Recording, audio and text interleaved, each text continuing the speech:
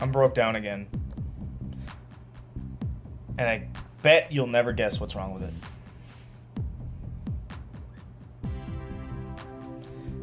DEF. The same thing that was wrong with it last time. Except this time it's worse. I was driving down the road, and then the check engine light came on.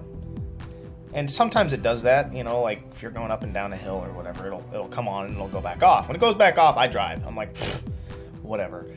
It's when it stays on is when I'm like, okay, there's a problem.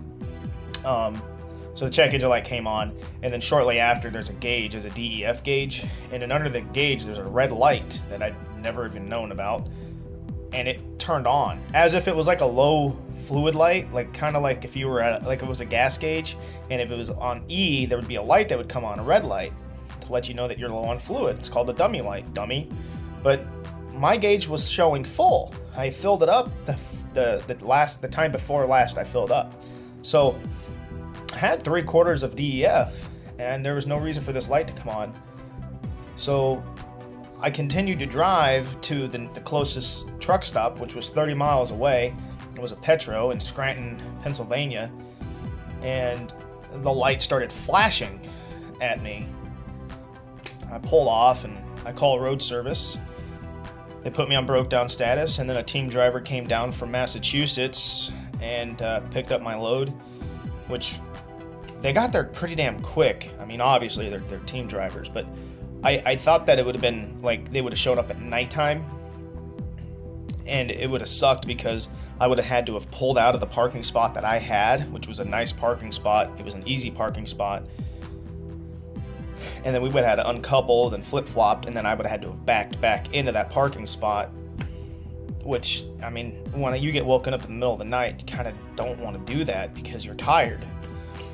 But they showed up there in the day, and there was a parking spot right next to me. So when they pulled in, they saw my truck. I saw her see my truck because I had my windows open. Normally I shut my blinds and cover up my truck because I don't want people looking in, but I was looking for this truck. And I see her come in. She got a brand new Volvo. So she uncoupled and we switched, and she took my load up to Buffalo, New York. Long story short, I am now on day number 3. Yep, day number 3 of being broke down, going on day 4. It's still kind of early in the morning. It's like 9 o'clock in the morning, and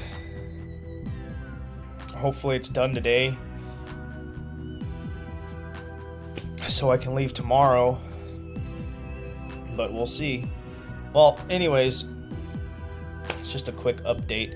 I'm gonna upload a video on YouTube shortly after this one is uploaded.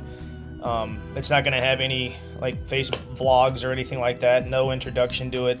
It's just basically what it is. It's just my trip from Tucson, Arizona to, well, I was actually Nogales, Arizona, all the way up to Harrisburg, Pennsylvania.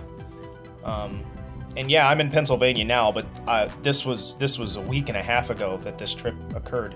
So I was in PA, and then I left PA, and now I'm back in PA. So that video is coming up shortly, maybe in a couple of hours, and it's pretty cool. It's not really in order for the most part. It is in order, like when I'm going from Nogales all the way up, but then it kind of jumps back a little, like some scenery jumps back. It's like I'm in PA, and then all of a sudden I'm back in New Mexico.